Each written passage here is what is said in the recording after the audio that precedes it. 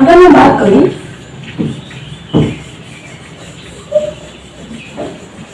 Indefinite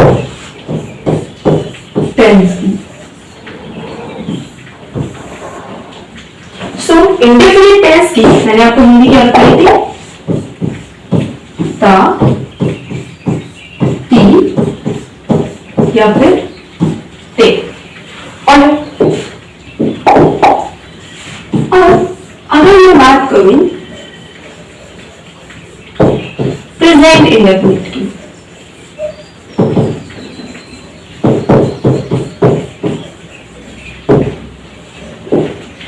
क्योंकि ये present है और हमें पता है प्रेजेंट में हम है का यूज करते हैं, तो अगर मैं आपसे पूछूं कि प्रेजेंट इंडेफिनिट की पहचान क्या हुई, इंडेफिनिट की तो हमें पता है ता, ती या फिर ते, लेकिन प्रेजेंट में हम क्या करते हैं, है लगा देते हैं। तो प्रेजेंट इंडेफिनिट की पहचान क्या हो गई, ता है, ती है और ते है।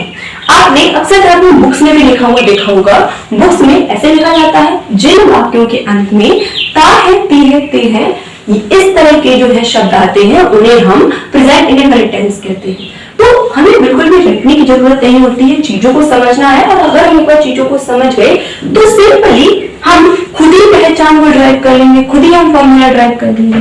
सो अगर मैंने आपसे प्रेजेंट पूछा तो प्रेजेंट की जो इंडेफिनिट टेंस की पहचान होगी वो क्या होगी, ता है, ती है और ते है।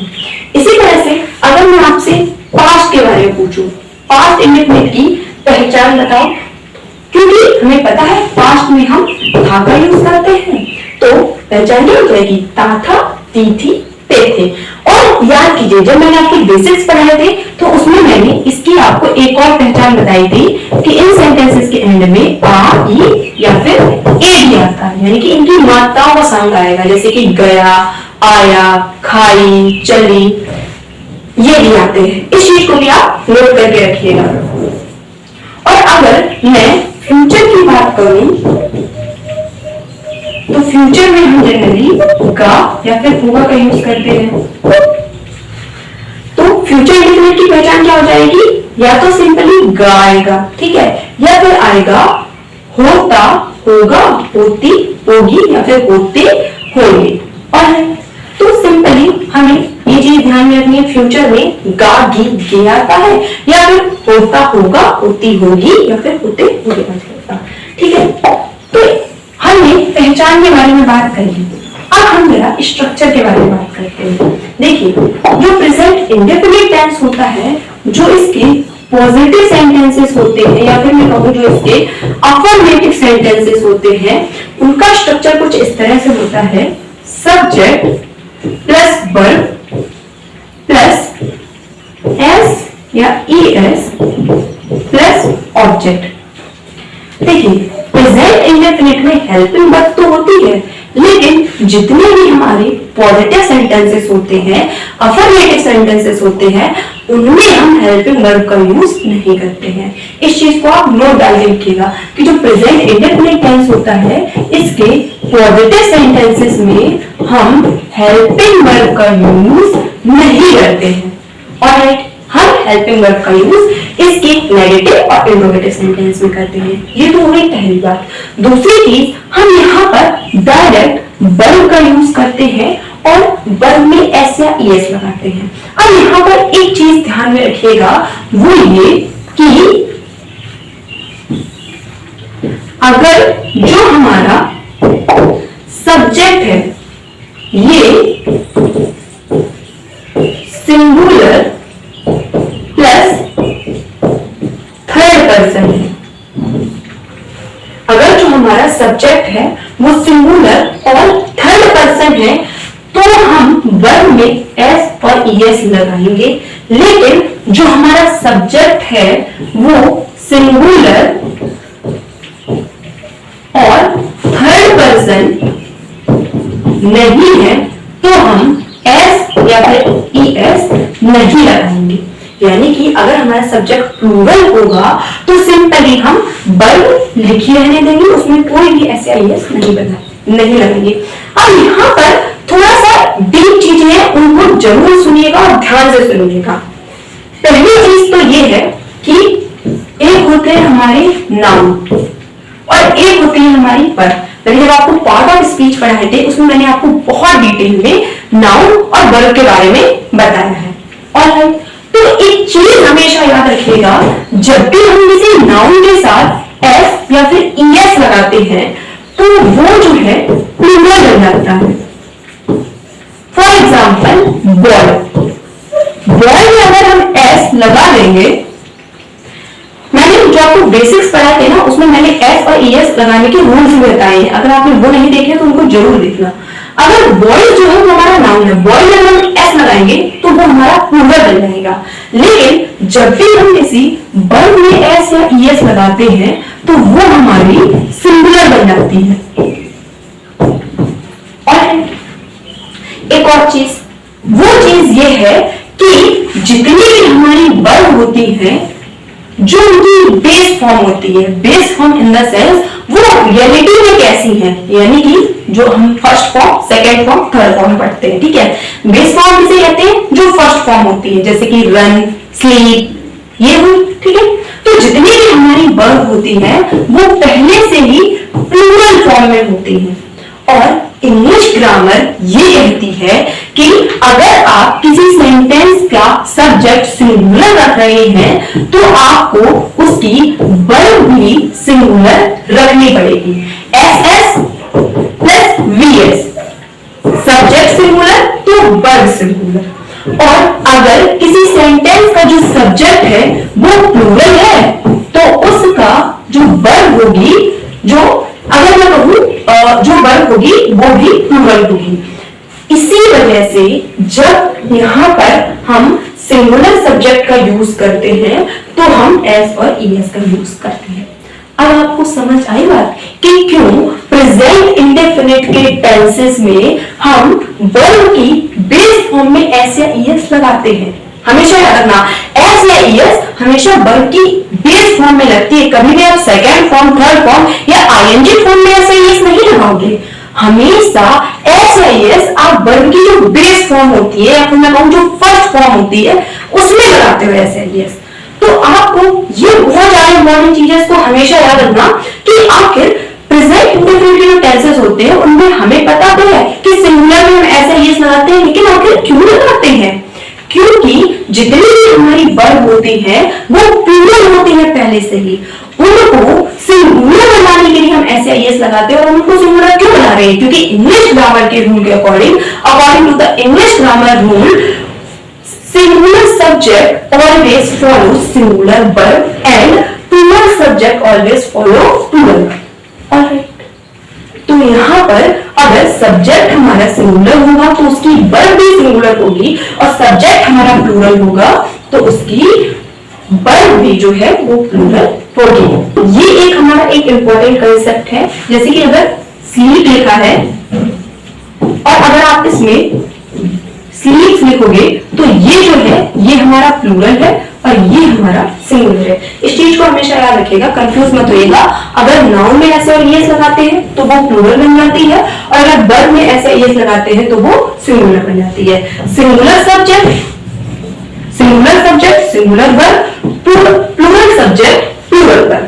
ऑलराइट।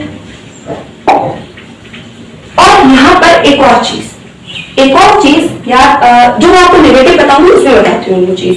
तो इतना याद रखिएगा, वो प्रेजेंट इंडेफिनिट टेंस होते हैं उनमें हम सिंपली सब्जेक्ट के साथ वर्ब और ऑब्जेक्ट लगा देते हैं। अगर हमारा जो सब्जेक्ट है सिंगुलर प्लस थर्ड पर्सन है, इस चीज को याद रखना, सिंगुलर और थर्ड पर्सन है तो वहां पर हम एस ईएस लगाएंगे वर्ब में, और सिंगुलर और थर्ड पर्सन नहीं है तो एस ईएस नहीं लगाएंगे।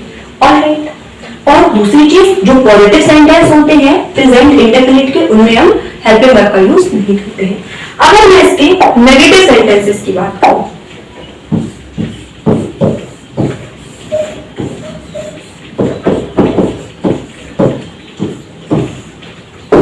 सो याद रखना जो प्रेजेंट इंडेफिनिट होता है उसकी जो हेल्पिंग वर्ब होती है वो होती है डू या फिर डज।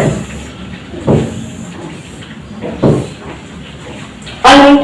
तो जो इसका नेगेटिव सेंटेंस सेंटेंस हो जाएगा। अब नेगेटिव सेंटेंस में मैंने आपको क्या बताया था, जो स्ट्रक्चर होता है इंडेफिनिट का कैसा होता है, subject plus helping verb plus verb plus object, क्योंकि हम नेगेटिव सेंटेंसेस की बात कर रहे हैं। ठीक है, दूसरी चीज हमें ये भी पता है जो इंडेफिनिट है उसकी जो हेल्पिंग वर्ब है डू डज है, तो हमारा जो स्ट्रक्चर है कुछ इस तरह से हो जाएगा, सब्जेक्ट इस हेल्पिंग वर्ब की जगह पर हम डू या फिर डज लिख देंगे।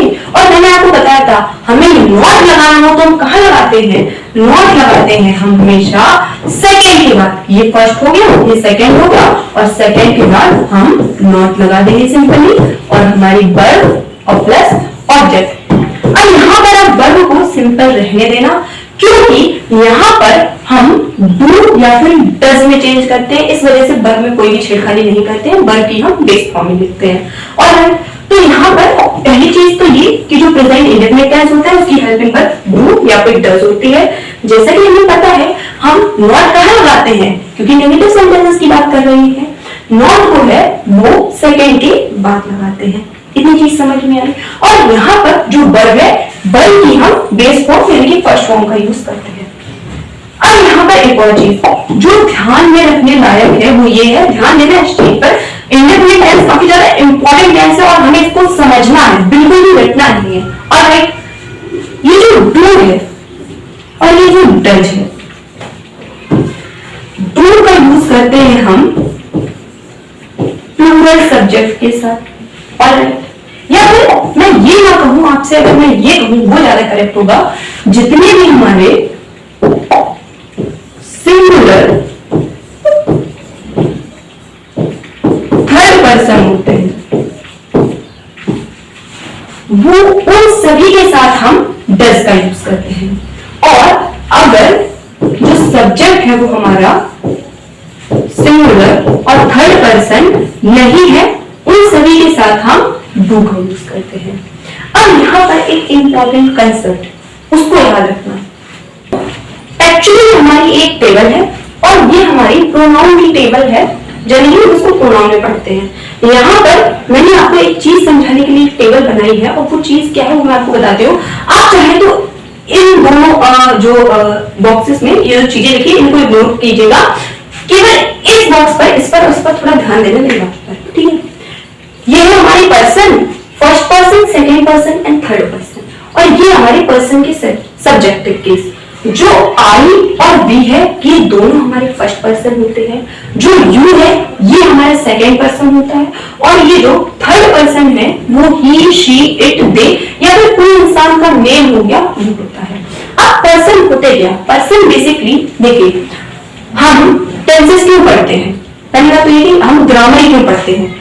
इंग्लिश एक लैंग्वेज है और लैंग्वेज को हम रूल बाय रूल समझ सके, स्टेप बाय स्टेप समझ सके, इसलिए जो अंग्रेज लोग थे, जो ग्रामेरियन थे, उन्होंने क्या किया, रूल बना दिए ताकि किसी भी चीज को हम स्टेप बाय स्टेप समझ सके। जैसे कि अगर किसी को चाय बनानी है तो चाय बनाने के स्टेप होते हैं ना, कि पहले गैस जलाते हैं, पानी गर्म करते हैं, चाय की पत्ती डालते हैं, उसमें चीनी डालते हैं, अदरक डालते हैं, ये सब करते हैं। उसी तरह से जो ग्रामर होती है ना उसको हम रूल बाय रूल पढ़ते हैं, ठीक है।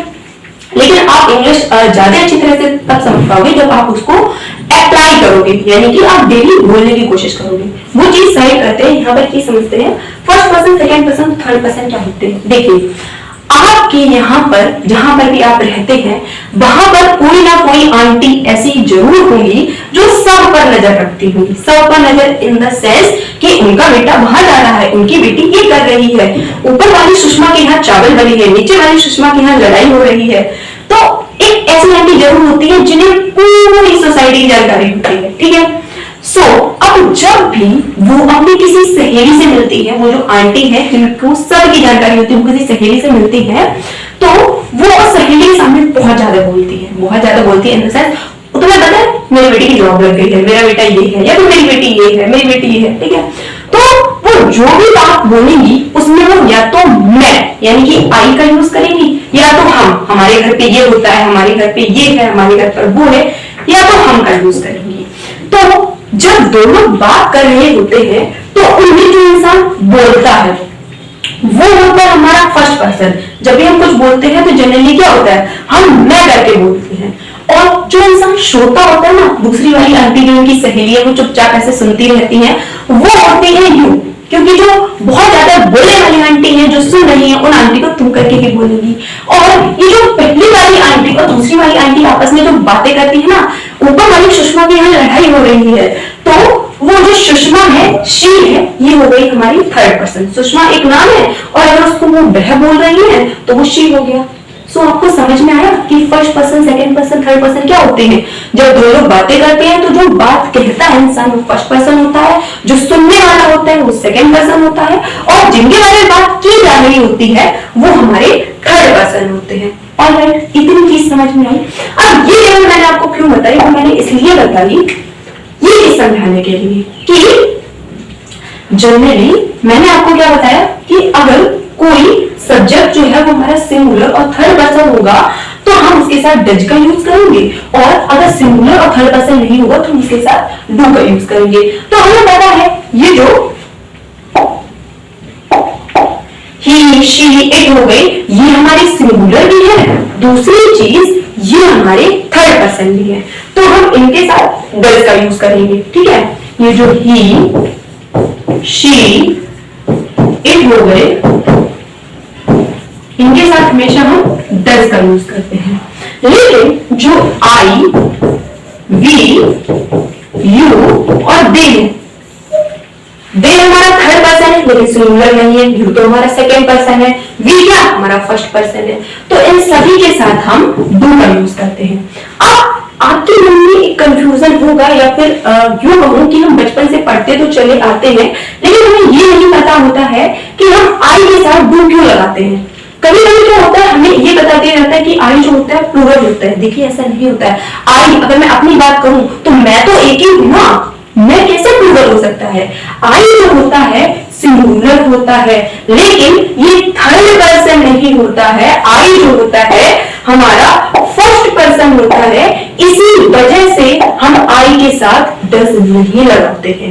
इसी वजह से इनके जो पॉजिटिव सेंटेंसेस होते हैं, जो मैंने पॉजिटिव सेंटेंस बताया प्रेजेंट इंडेफिनिट में, आई के साथ हम वर्ब में कभी भी एस या फिर ईएस नहीं लगाते हैं। क्यों नहीं लगाते हैं? क्योंकि आई हमारा सिंगुलर तो है लेकिन थर्ड पर्सन नहीं है। मैंने आपको क्या बताया, सिंगुलर अगर सब्जेक्ट होगा और थर्ड पर्सन होगा तो वहां पर हम वर्ब में ऐसे यस लगाते हैं। क्यों? क्योंकि सिंगुलर सब्जेक्ट ही सिंगुलर वर्ब की डिमांड करता है, लेकिन जो आई होता है वो सिंगुलर तो है लेकिन थर्ड पर्सन नहीं है। सॉरी, इसी वजह से हम आई के साथ सिंपली वर्ब का यूज करते हैं। हम आई रन बोलते हैं, मैं दौड़ती हूँ, कभी भी आई रन्स नहीं बोलते हैं। क्यों? क्योंकि आई जो है वो हमारा सिंगुलर तो है लेकिन थर्ड पर्सन नहीं है। और तो ये बात समझाने के लिए मैंने आपको ये टेबल बताई थी फर्स्ट पर्सन, सेकंड पर्सन और थर्ड पर्सन की।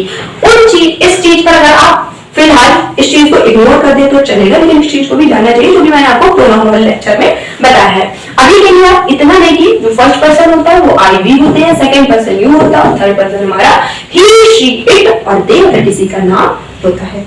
और तो आपको आई होप ये चीज क्लियर हुई होगी कि क्यों हम डज का यूज करते हैं सिंगुलर और थर्ड पर्सन के साथ, और क्यों आई के साथ डज का यूज नहीं करते, आई के साथ डू का यूज करते हैं। आपको ये चीज भी समझ आई होगी कि वर्ब में हम एस या ईएस क्यों लगाते हैं, क्योंकि according to the English grammar rule जो सिंगुलर सब्जेक्ट होता है वो सिंगुलर वर्ब लेकर चलता है, और जो प्लूरल सब्जेक्ट होता है उसके साथ हम प्लूरल वर्ब लगाते हैं। देखिए जब आप 11th क्लास में आ जाओगे ना तो आपको एक टॉपिक पढ़ाया जाएगा सिंटैक्स। सिंटैक्स के अंदर हम यही पढ़ते हैं कि सब्जेक्ट और सिंटैक्स, या फिर मैं कहूँ सब्जेक्ट वर्ब एग्रीमेंट एक टॉपिक है, वो आपको पढ़ाया जाएगा। वहां पर ये चीजें आपको और भी डिटेल में समझाई जाएंगी। और तो आई होप आपको प्रेजेंट इंडेफिनिट जो टेंस है वो क्लियर हुआ होगा। जो हमारे पॉजिटिव सेंटेंसेस होते हैं उनमें हम सिंपली वर्ब, सब्जेक्ट, वर्ब और ऑब्जेक्ट का यूज करते हैं। अगर जो सब्जेक्ट है वो हमारा सिंगुलर और थर्ड पर्सन है तो ऐसे यस लगाएंगे, और सब्जेक्ट जो हमारा है सिंगुलर थर्ड पर्सन नहीं है तो ऐसे यस नहीं लगाएंगे। नेगेटिव सेंटेंसेस की जो हेल्पिंग वर्ब जो डू डज है ये हमारे इंडेफिनिट टेंस की हेल्पिंग वर्ब है, और जैसा कि मैंने आपको बताया सेंटेंस नेगेटिव होगा तो सेकंड के बाद हम नॉट लगा देंगे। इतनी चीज आपको समझ में आई। अब अगर मैं बात करूं सेंटेंस जो होगा इंट्रोगेटिव अगर हमारा होगा तो अगर वाक्य जो है आपका सेंटेंस जो है क्या से स्टार्ट है, तो मैंने आपको क्या बताया था, सेकंड वाले को उठाकर आगे ले आते हैं। और मैंने आपको एक और चीज बताई थी कि जो प्रेजेंट इंडेफिनिट के सेंटेंसेस होते हैं उनमें हम जो नेगेटिव सेंटेंस होते हैं, इंटरोगेटिव सेंटेंस होते हैं, उनमें ही हम हेल्पिंग वर्ब का यूज करते हैं, पॉजिटिव सेंटेंसेस में हेल्पिंग वर्ब का यूज नहीं करते हैं। ऑलराइट, तो जो ये डू डज है इसको उठाकर हम आगे लेंगे तो हमारा स्ट्रक्चर कुछ इस तरह से बन जाएगा। Sorry, do object does plus subject plus verb plus object. Alright, अगर हमारा सेंटेंस जो है, सेंटेंस के अंदर प्रश्नवाचक वाक्य आया हो, WH वर्ड आया हो, तो हम क्या करेंगे, हम इससे भी पहले WH वर्ड को लिख देंगे तो हमारा स्ट्रक्चर हो जाएगा WH word do does plus subject plus verb plus object. Alright, तो यहां पर आपको प्रेजेंट इंडेफिनिट टेंस क्लियर हो चुका। अब क्योंकि हमने प्रेजेंट इंडेफिनिट टेंस को बहुत अच्छे से क्लियर कर लिया है, इसी तरह से हमारा होता है पास्ट इंडेफिनिट टेंस।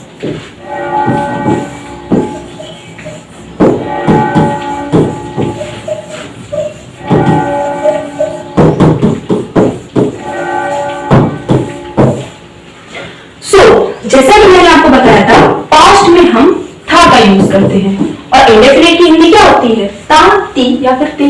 तो पास्ट इंडेफिनिट की पहचान क्या हो जाएगी, ता, था, ती, थी एंड ते थे। सिंपल।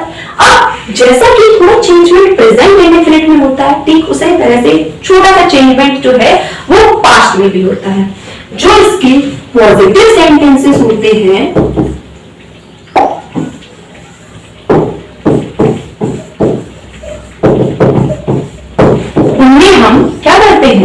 सब्जेक्ट लगाते हैं, वर्ब की सेकंड फॉर्म लगाते हैं और ऑब्जेक्ट लगाते हैं। सब्जेक्ट हमारा सिंगुलर हो, प्लूरल हो, फर्स्ट पर्सन हो, थर्ड पर्सन हो, चाहे कैसा भी हो, अगर सेंटेंस जो है हमारा पास्ट इंडेफिनिट का है तो हम हमेशा वर्ब की सेकंड फॉर्म का यूज करते हैं। अब यहाँ पर मैंने इसकी पहचान ता था, ती थी, ते थे बताई थी, इसके अलावा आपको बताई थी आ, ई और फिर ए। और इस चीज को भी याद रखना। अब जैसा कि हमने प्रेजेंट इंडेफिनिट में पढ़ा, ठीक वैसा ही जो पास्ट इंडेफिनिट होता है, पॉजिटिव सेंटेंसेस में हेल्पिंग वर्ब का यूज नहीं किया जाता है। जो नेगेटिव और इंटरोगेटिव सेंटेंस होते हैं उनमें हेल्पिंग वर्ब का यूज करते हैं। और जो पास्ट इंडेफिनिट टेंस है, इसकी हेल्पिंग वर्ब होती है डिड। और अगर मैं नेगेटिव सेंटेंसेस की बात करूं तो जो हमारा स्ट्रक्चर है कैसे हो जाएगा, सब्जेक्ट प्लस डिड, इसकी हेल्पिंग वर्ब क्या होती है, डिड। और अगर हमें नॉट लगाना हो तो हम कहां लगाते हैं, फर्स्ट सेकंड, सेकंड के बाद हम नॉट को लगा देते हैं। तो नेगेटिव सेंटेंस का स्ट्रक्चर क्या हो जाएगा, subject plus did not plus verb की फर्स्ट फॉर्म, इस चीज को याद रखना, प्लस ऑब्जेक्ट। जो पॉजिटिव सेंटेंस होते हैं पास्ट इंडेफिनिट के, उन्हें तो सेकंड फॉर्म लगती है, लेकिन क्योंकि यहाँ पर डिड आ गया है, इसी वजह से यहाँ पर वर्ब की फर्स्ट फॉर्म का यूज किया जाता है। ये जो डिड होती है ना, ये जो डू डज है, इसकी सेकंड फॉर्म होती है। ऑलराइट, और अगर हमें इंट्रोगेटिव सेंटेंस बनाना हो तो मैंने आपको क्या बताया था, सेकंड वाले को उठाकर आगे ले आते हैं। तो हमारा स्ट्रक्चर कुछ इस तरह से बन जाएगा, did plus subject plus verb plus object. और अगर कोई WH वर्ड आया हो तो इसे डिड से पहले WH वर्ड को लगाते हैं।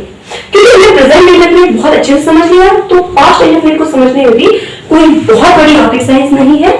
हमने इसकी पहचान देख ली। इंडेफिनिट का जो पहचान होती है या फिर इंडेफिनिट की जो हिंदी होती है वो होती है ता, ती या फिर ते। अगर पास्ट इंडेफिनिट की बात करें, क्योंकि पास्ट है तो हम था का यूज करेंगे, तो पहचान क्या हो जाएगी, ता था, ती थी और ते थे, या फिर आ, ई, ए। ऑलराइट, अब पास्ट इंडेफिनिट के जो पॉजिटिव सेंटेंसेस होते हैं उनमें हम हेल्पिंग वर्ब का यूज नहीं करते हैं। जो नेगेटिव और इंट्रोगेटिव सेंटेंसेस होते हैं उनमें हम हेल्पिंग वर्ब का यूज करते हैं। जो पास्ट इंडेफिनिट होता है इसकी हेल्पिंग वर्ब हमारी डिड होती है। जैसा कि हमें पता है, अगर हमें सेंटेंस में नॉट लगाना हो तो सेकंड के बाद हम नॉट लगाते हैं। और अगर हमें इंट्रोगेटिव सेंटेंसेस बनाने हो तो जो जो सेकंड वाला है उसको उठाकर आगे ले आएंगे तो डिड आगे आ जाएगा, फिर सब्जेक्ट, फिर वर्ब और प्लस ऑब्जेक्ट हो जाएगा हमारा। और अगर WH वर्ड दिया गया है तो यहाँ पर हम डिड से पहले भी WH वर्ड को लगा देंगे। सॉरी, यहाँ पर एक चीज याद रखना, वो चीज ये कि जो पास्ट का टेंस है इंडेफिनिट, उस समय हम पॉजिटिव सेंटेंसेस में वर्ब की सेकंड फॉर्म लगाते हैं, लेकिन नेगेटिव और इंटरोगेटिव सेंटेंसेस में हम वर्ब की फर्स्ट फॉर्म का ही यूज करते हैं। ऑलराइट, सो ये दोनों के थोड़े से हमारे इनमें थोड़े से डिफरेंट थे टेंसेस, हालांकि बेस रूल जो है वो सेम रहेंगे। सेकंड के बाद नॉट लगेगा, इंटरोगेटिव होगा तो सेकंड को उठाकर आगे ले आएंगे, लेकिन जो पॉजिटिव सेंटेंसेस होते हैं उनमें थोड़ा सा वेरिएशन होता है, थोड़ी सी चीजें कहीं थोड़ी सी और टेंसेस से अलग होती हैं। तो आई होप आपको चीजें क्लियर हुई होंगी। मैंने आपको यहाँ पे डिटेल में बताया है। कुछ चीजें हैं जिनको आप हमेशा याद रखना, ये जो एस या ईएस लगाने वाला रूल है इसको, और ऐसे ये स्टिल लगाते हैं इसको भी याद रखना। उसके बाद ये जो डू डस की बातें हैं, डू और डस कहाँ लगाते हैं, क्यों लगाते हैं, वो ये वाली टेबल, और हम ये पास्ट इंडेफिनिट टेंस कि इसमें हम पॉजिटिव सेंटेंसेस में वर्ब की सेकंड फॉर्म लगाते हैं, नेगेटिव और इंटरोगेटिव में वर्ब की फर्स्ट फॉर्म लगाते हैं। ऑलराइट, अब जो हमारा आखिरी टेंस है और वो है हमारा फ्यूचर इंडेफिनिट टेंस।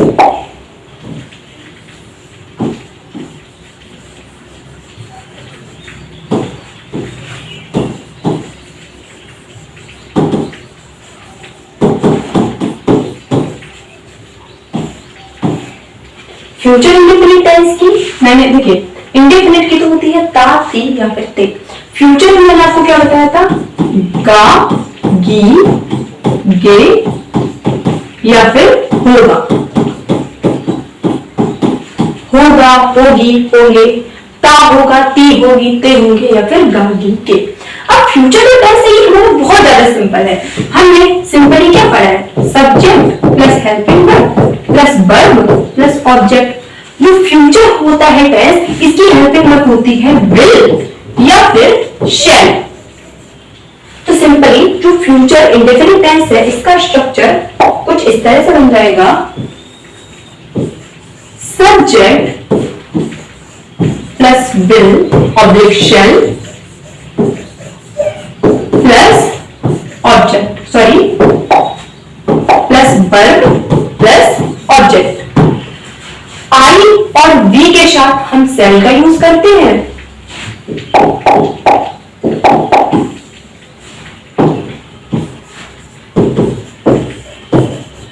और बाकी जितने भी हमारे सब्जेक्ट हैं उनके साथ हम विल का यूज करते हैं।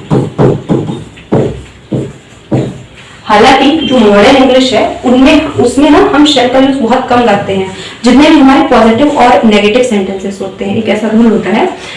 लेकिन जो भी हमारे इंट्रोगेटिव सेंटेंसेस होते हैं उनमें हम आई और वी के साथ हमेशा शेल का यूज करेंगे। जैसे मैं बोलूंगी क्या मैं जाऊं, शैल आई गो, या फिर शैल वी गो, क्या हम चले, तो वो एक दूसरी चीज है। बट आप अपने लेवल पे अभी इतना समझिए कि शेल का यूज आई और बी के साथ करते हैं, और विल का यूज आई और बी के साथ, जो भी चीजें आई और बी को छोड़कर जितनी भी चीजें बची हैं, जितने भी हमारे सब्जेक्ट है उनके साथ करते हैं। अब अगर हमें इनका नेगेटिव सेंटेंस बनाना होगा तो हम क्या करेंगे, सिंपली मैंने आपको क्या बताया था, ये फर्स्ट नंबर पे है, ये सेकेंड नंबर पे है, सेकेंड के बाद हम नॉट लगा देंगे। तो स्ट्रक्चर हो जाएगा हमारा subject plus will oblique shall plus not plus verb plus object. Interrogative sentence बनाना हो तो सेकेंड वाले को उठाकर आगे ले आते हैं, तो स्ट्रक्चर बन जाएगा हमारा will shell plus subject plus verb plus object. अगर हमें WH वर्ड दिया गया है तो इसके आगे हम उस WH वर्ड को लिख देंगे, सेकेंड को आगे लाएंगे ही, और इससे भी पहले WH वर्ड को हम लेते हैं। ऑलराइट, सो यहां पर सारे टेंस खत्म होते हैं। मैंने आपको बेसिक से चीजें बताई हैं, अगर आपने फर्स्ट क्लास नहीं देखी है तो फर्स्ट क्लास जरूर देखिएगा, क्योंकि उसमें ही सारी फंडामेंटल चीजें हैं। जब तक आप वो नहीं देखेंगे तब तक इन सारी क्लासेस को आप नहीं समझ पाएंगे। तो हमने पूरी तरह से टेंसेस की पहचान और उनका स्ट्रक्चर कैसे फॉर्म होता है वो देख लिया है। अब हम आने वाली क्लासेस में टेंसेस यानी जो सेंटेंसेस हैं उनको इस तरह से ट्रांसलेट किया जाता है, हम वो भी सीखेंगे। तो अभी तक आपने जितना पढ़ा है, आपका काम ये है कि आपको उसे रिवाइज करना है। जो हमारी फंडामेंटल बेसिक क्लास की फर्स्ट क्लास, उसको तो बहुत अच्छे से रिवाइज करना है। और आज की जो प्रेजेंट इंडेफिनिट और पास्ट इंडेफिनिट थे, इनको भी बहुत अच्छे से रिवाइज करना है। Alright, thank you so much.